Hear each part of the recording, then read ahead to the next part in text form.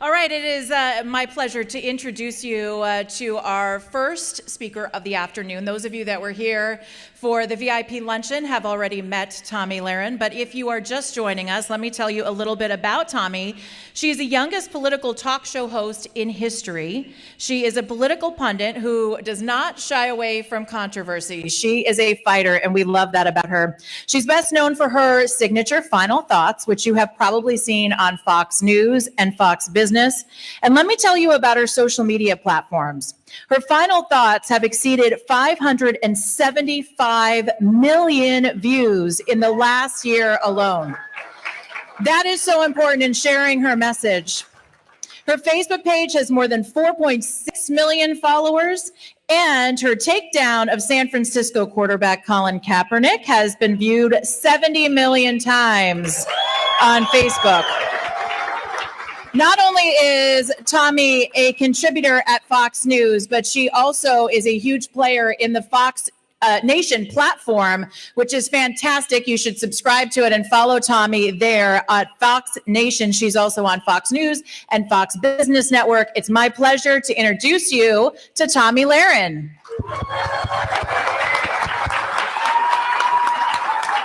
Come on up.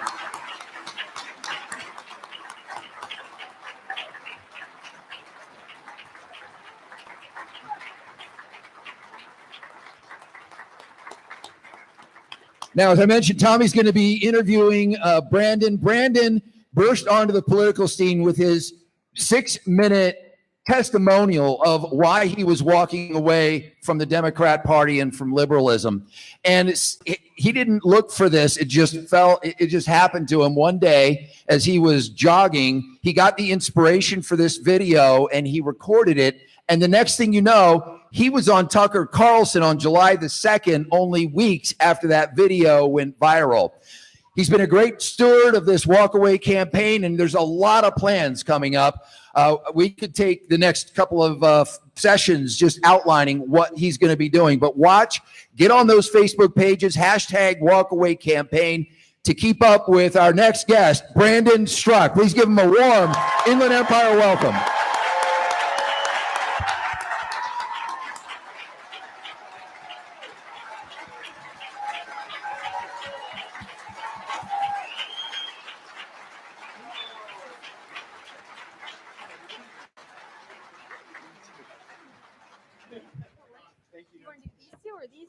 I will go wherever Tomi Lahren tells me to go. I'll sit here and you sit there. Oh, thank you. All right, so I was up here just a little bit ago and trying to talk about, California and what we need to do to bring this state back. So Brandon doesn't live in California, but he's considering moving to California. By the crowd. So he asked me, Tomi, you live in California. Can you live here? Can you manage it here? Are people mean to you? How do they receive you? And I'm like, Brandon, you live in New York. So basically it's the same thing for you. And you probably pay about the same in taxes. So move somewhere where it's warm. So that's really my advice. I said, if you're coming from Texas and you're like, hey, do I want to give all my tax dollars to illegal immigrants and, a secondary excise tax on gasoline? I would say maybe not. But since you're from New York, you get the gist. But so Brandon and I have been friends for a little bit. Yeah. Kind of when you burst on the scene, I took note, obviously, of what you're doing because it's very close to my heart. And Walk Away, I think, is such a strong message. So for those that aren't familiar with Walk Away, I know everyone's probably seen the video, but you got the inspiration while you were jogging. You said, I want to make this video. I want to talk about why I'm leaving the Democratic Party and the left. Yes.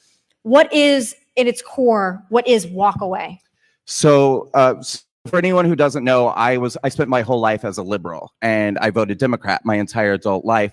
I think largely the reason why is because I'm a gay man and I fell for the slick marketing of the Democratic Party, which is that if you're a minority, you're a victim, and that you're hated on the right. The Republican Party doesn't want you. You don't have a seat at the table of conservatism.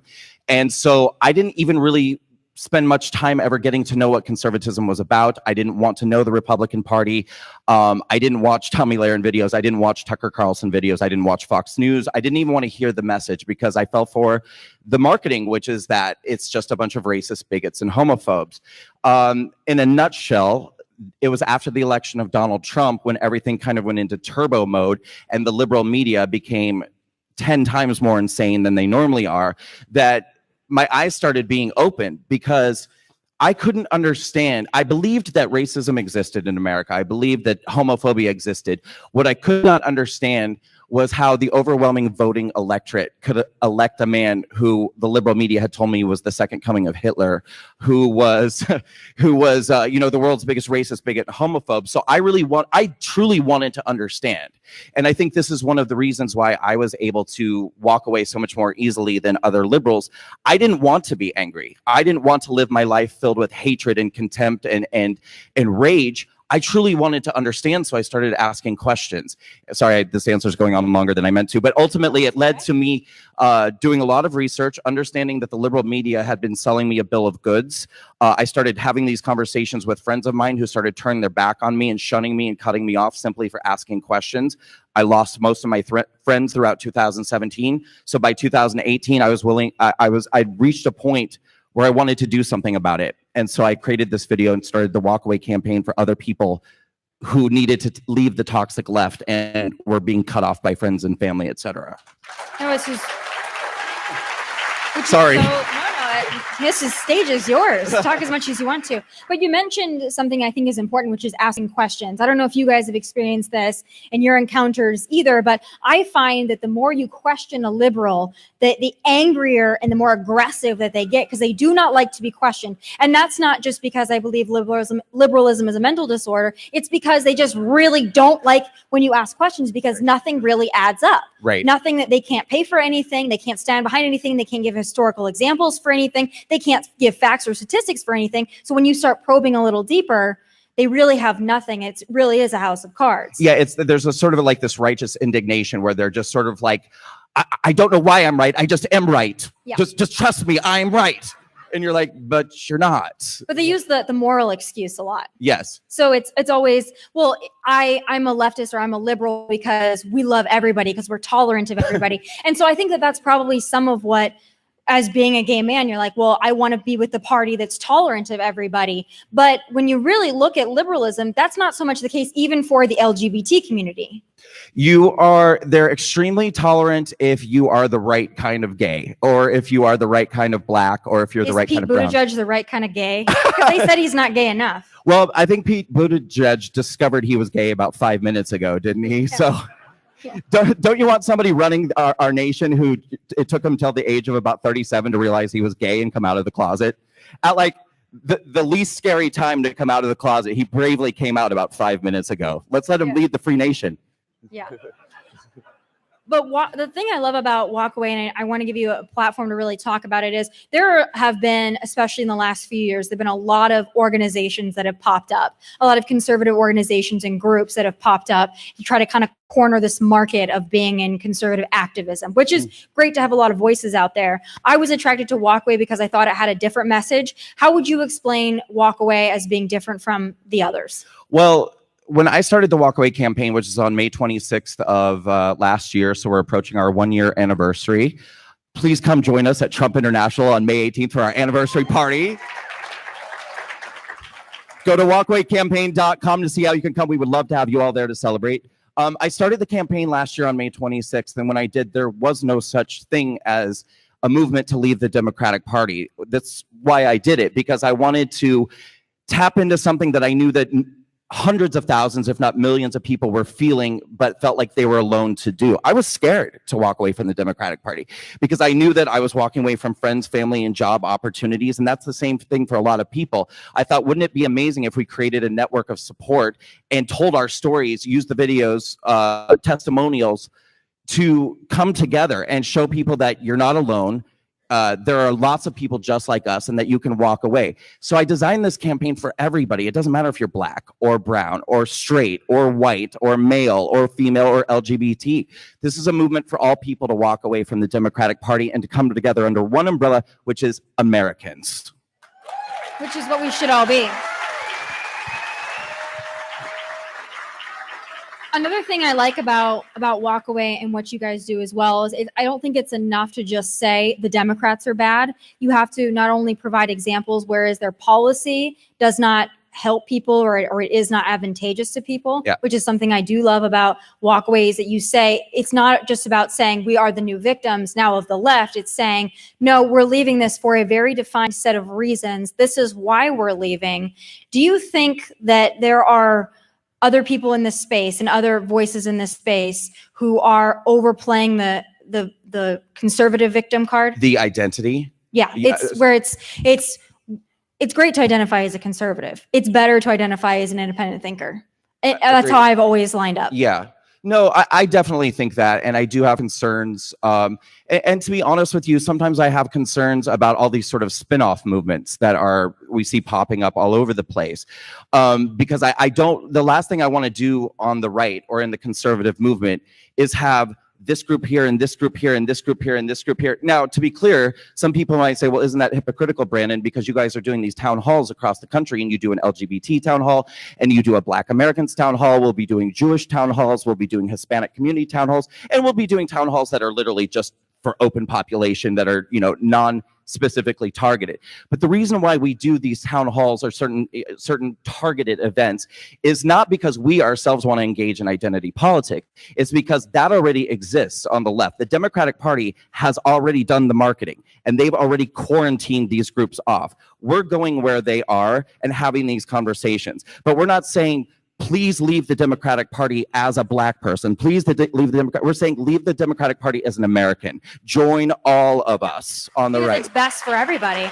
I talked about that in my speech as well, that whether you love Donald Trump, you hate Donald Trump, you love Mitt Romney, you love John McCain, it doesn't matter. When you look at the progress that this country has made in the last 2 years, especially economically, it's undeniable for all Americans. Yes. So as someone who is a Donald Trump supporter getting into 2020, I'm often asked, do I think that there is a contender that we should be most nervous of?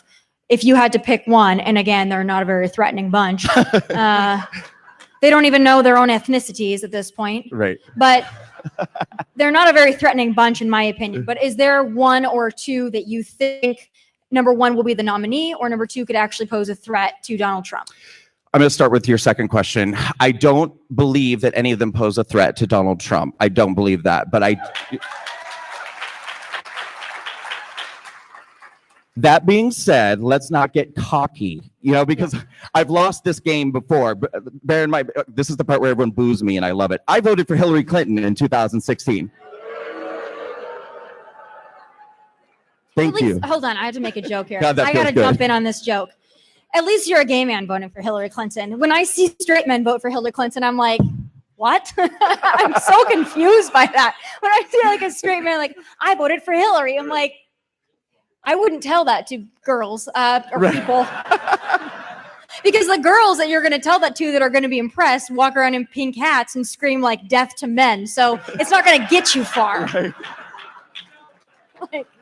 And don't shave their armpits and don't shave their legs and are actually more masculine than the men voting for Hillary. Yeah, right. Yeah. I've said this before. Listen, I went to the Women's March and I did street interviews with the women at the Women's March. Talk about toxic masculinity. Yeah. If you want to talk about toxic masculinity, go to the Women's March. That's where you're going to find it. No, but I voted for Hillary in 2016. So I've already, and don't get it twisted. I'm very glad she didn't win, and I'm a big time Trump supporter now. But I know what it is. Thank you.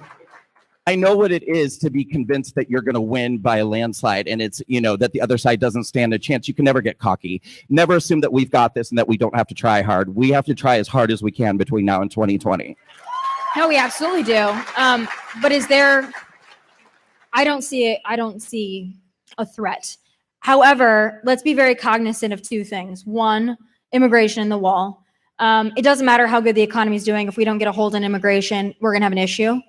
No, whether it's Donald Trump 2020 or just the rest of the foreseeable future of this party in this country, we need to get a handle on it. But two, if we go into recession, which I don't see being possible at this point, but you never know what's going to happen. If we were to, for some reason, to go into a recession, I think it'd be really hard for Donald Trump to combat the low information voters and viewers who think that he caused it. But I don't think that's going to happen. Who do you think their nominee is going to be? Right. Okay. So then that was your first question. I think Kamala Harris Yeah, me too. is where they're going to put. I do. I. She's a black woman. Yeah. They can't touch her. You're right. I think it would be better if she was transgender, but I'm not going to say anything because I'll get in trouble. You can say it. But until somebody steps up who's black, a woman, transgender, and disabled, Kamala's their best candidate so far. And Muslim. And yeah, if she could find a way to get herself in a wheelchair, she would be set. Yeah. Well, see, so I think Kamala is going to be their nominee too. I do. I don't think she's going to play well in Iowa or Ohio or places like that. I don't think she has the same appeal, but she's got California mystified. She certainly has the power of that San Francisco machine behind her, the Gavin Newsom, Nancy Pelosi machine. So she is the one to look at. I still don't think she's a threat to Donald Trump, but that's our own state, guys. So we got to pay attention. Can I just say something really quick though? Because I think that although I think there's a very strong chance she'll be the candidate, and I do not think that she'll beat Donald Trump. There is something else that we need to consider, and I know that you know this, but just having her run, or really any of these candidates run, on such a platform of identity politics, which they will do, I think she more than anyone else. And we're already getting the little drippings of what the strategy is going to be, which is the boogeyman that they're calling white supremacy. White supremacy, white supremacy, white supremacy. There's going to be an enormous amount of damage that's, even if they don't get elected president, no matter who runs, far beyond 2020, just based off the campaigning that they're going to do. I'm very scared of a complete race war being started by the Democratic Party, just simply off of the way that they campaign. I talked about this in my speech too, but I want to talk about immigration in an area where maybe we could combat some of those identity politics. Especially when you speak to groups that are more diverse groups, and you talk about immigration, is that a way in which we can win over some hearts and minds, not based on the identity or the color of their skin, but just based on policy? I think that's the biggest opportunity. I absolutely think that, especially when you go into groups that say are Black Americans or Hispanic Americans, Black and brown people in America, and you explain to a lot of these people that, look, it's low-income Black and brown people who are most disproportionately affected by illegal immigration. Like, these people are not your friend. They're trying to tell you that they're your friends. They're trying to tell you they're looking out for you. And you are the people who are going to be hurt more than anybody by these policies that they're trying to push forward. Yep. Number one. The other thing is that running this campaign and doing some of these like town halls and these public speaking events I'm doing, I'm really getting to learn more about Americans across the country and the different demographics and how they think. And I've been amazed to find out that the majority of Black people that I'm talking to already know this, and they're sick of it. Like, they are sick of the Democratic Party. I'm finding this all the time. It's these stupid white liberals who are like stepping in with their Superman capes. Yep.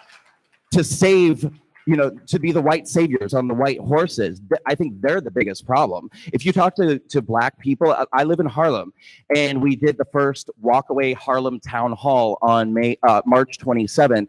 And to promote it, I went into Harlem with my camera and my microphone, and I was literally just interviewing residents on the street, asking the question, what do you think about the Democratic Party? And the resounding answer I was getting is, we're sick of them. We are sick of them. They're starting to get it.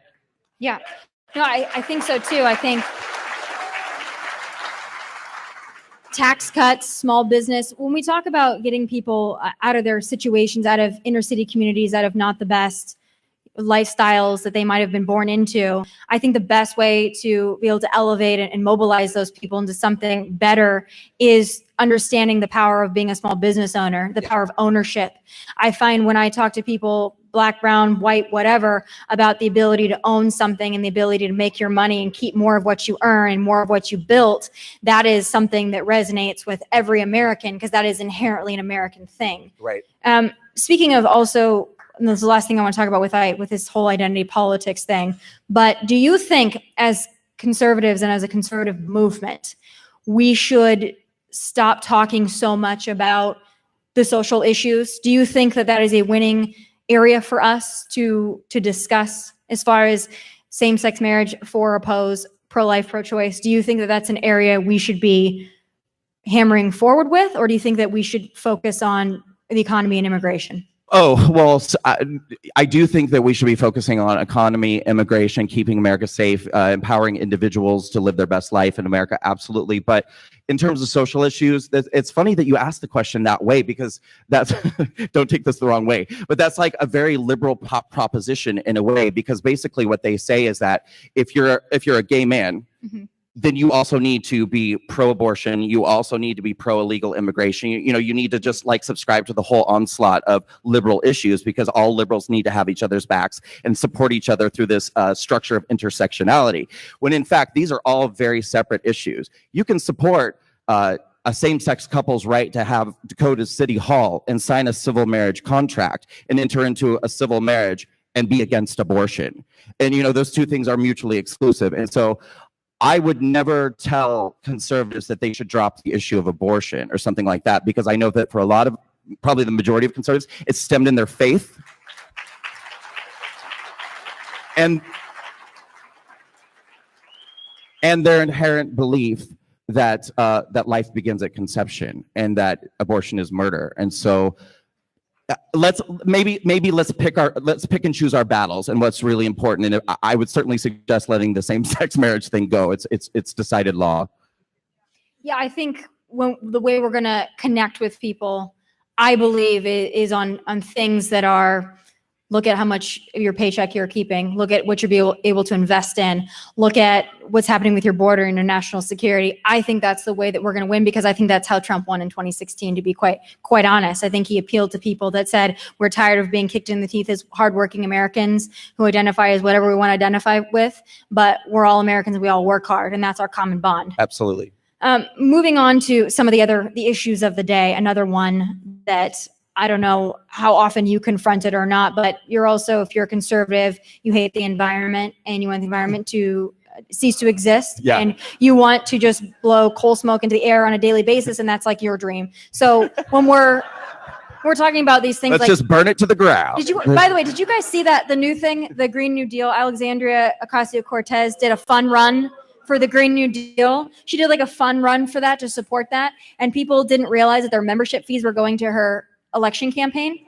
They thought it was going to like the environment, and they're like, oh no, this is like for my re-election campaign, for the fun run, for my $93 trillion Green New Deal that really idealizes eliminating cow farts and air travel. But when you talk about these things, because especially in California, as you guys all know, people are very, very passionate about climate change. How do we as conservatives navigate that issue? Great question. I was actually just having this conversation recently on a podcast conversation I had with somebody, where I said, I do think that there are certain issues that really, despite the amount of antipathy that exists right now between the two political groups and political parties, there are certain issues that should be kind of bipartisan no-brainers, I think, that we can come together on, which also sort of opens the door, I think, to getting people to walk away. And I think the environment is one of those things. I don't think that conservatives have a strong message about the environment and about the fact that we share this planet with liberals. We also want to have children and grandchildren and see the earth exist for a very, very long time, and that that we should be protecting the environment. And I think that I get it to a certain degree, because there's been so much politicization of the environment in trying to, I think, go for a push towards globalization and the ridiculousness of global warming, that a lot of conservatives don't even entertain a conversation about how we can come together on environment. And I think we could do a much better job at that. I also want to make very clear, I am very much pro Second Amendment, without restriction.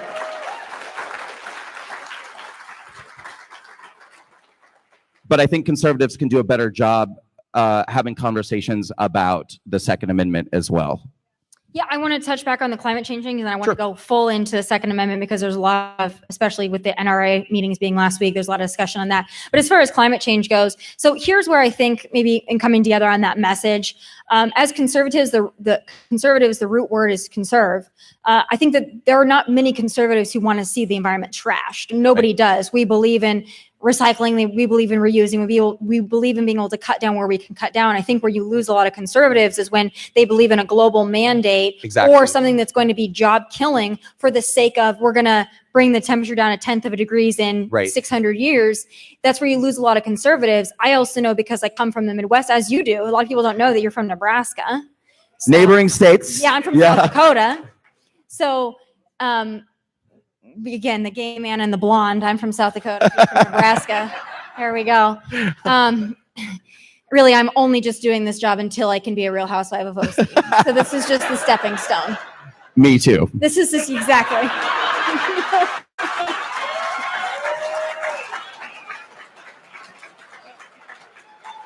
See, we can have fun too.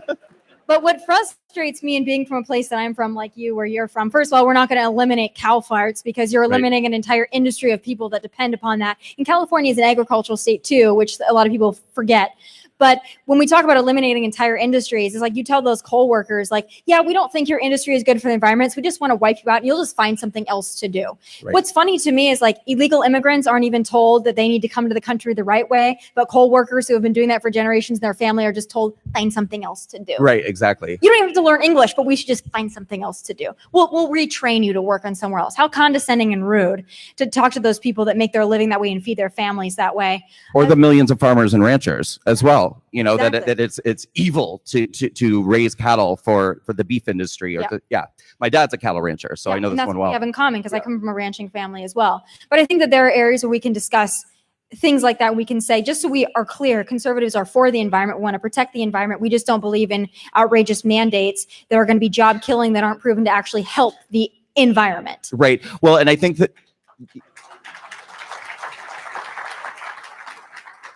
for a lot of conservatives too, and again, I find this very understandable. It's like mentally a door gets shut the moment we start talking about things like settled science. You know, liberals will say, oh, it's settled science. You know, global warming, it's settled science. You know, and it's like, it really isn't, you know, and there's a larger discussion to be had. There's a larger debate to be had. Don't tell me that we have to start imposing regulations and this and that because the science is settled on CO2 emissions and things like this. You know, I mean, there is a more ongoing conversation. And I think that's where conservatives begin to shut down a little bit on the environmental conversation as well. Yeah, we can still believe in conserving our environment and living in a place with clean air without going so far as to say, yeah, we're going to have the Paris Accord that does nothing for the United States and actually allows China to get away with more pollution, by the way. That's something they don't want to tell you. So I think that you're right. We can have better discussions. As conservatives in general and Trump supporters, we can have better conversations leading into something you already mentioned being the Second Amendment. In this state, if any of you are gun owners in the state, hide them away because they're coming for that.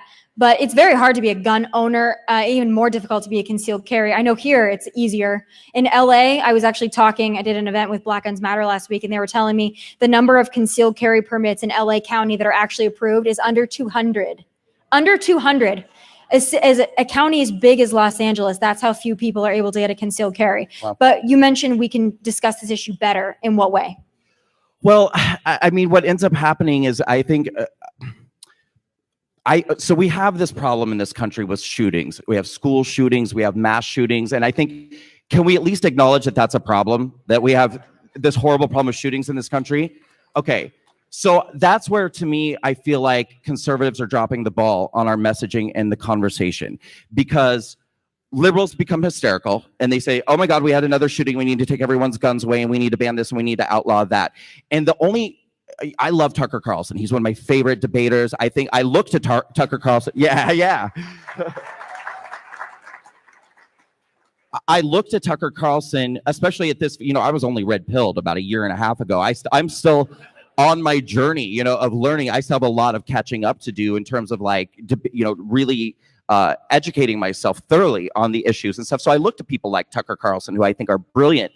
And even Tucker Carlson's message mostly seems to be, well, what do you suggest? What do you suggest we do? And, you know, liberals never have an answer besides take everything away. But I'm like, you know, our messaging has to be better than, I know you are, but what am I? You know, like, we have a problem with shootings in this country. And I don't claim to know what the answer is. But I think that if conservatives could even budge and say, look, we're not going to, you know, give our guns away to anybody. We're not going to repeal our Second Amendment. but we can't acknowledge that there is a problem going on in this country. Let's find at least what the root source of it is. I mean, does it have to do with, opioids and things like the way that we're medicating children? Does it have to do with depression? I think it has a lot to do. I think it has a lot to do with the breakdown of the American family as well. I think that we stopped cultivating families, and that's not me sitting here as like a traditional values, mom, dad, and a kid and a dog. I'm not saying that everyone's family is different. There's a lot of families that have different dynamics, and that's great. Sure. That when I talk about the breakdown of the American family, I just mean the values and the morals that are being taught by someone. And there are so many people, there's so many young people in this country that don't have that mentorship, but then they are prescribed whatever medication at a very young age, or told something is wrong with them at a very young age. They're medicated for it at a very young age. And then they're basically abandoned to raise themselves. Right. And then they want to find a sense of belonging, and they want to find a sense of purpose in this world. And so they think by making a Facebook Live video of them shooting up a synagogue, that somehow that is going to elevate them, because if I'm going to do nothing else in this world, at least I'm going to go out and people are going to remember me, and at least I'm going to do something, because otherwise I'm just going to sit here in the basement and toil away. Right. So I think that that's a conversation to be had. But as far as having open and honest conversations, I think that we all exist on a spectrum. And I do find it irritating in the conservative movement that we don't talk about how things exist on a spectrum. If you say, okay, I don't know if I believe in open carry, maybe we do need to have, more restrictions on that. Then all of a sudden conservatives say, well, you're not for the Second Amendment then. Right. We banish you. Yeah. If I say I'm pro-choice in the first trimester, people say, we're not conservative, we banish you, you're pro-abortion.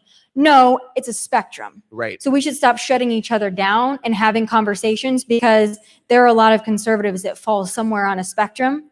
They still follow most of our beliefs. Right. But don't tell someone they're not. And there's nothing worse than being called not conservative enough. I know it. And one of the things I think quite unintentionally that I did with the Walkaway campaign was, from the very beginning, I told people that Walkaway is a journey, not a destination, meaning I don't tell people they have to leave the Democratic Party and become Republicans or become Trump supporters. There are people who walk away and they become independents or libertarians or Republicans, or Republicans who don't support the president.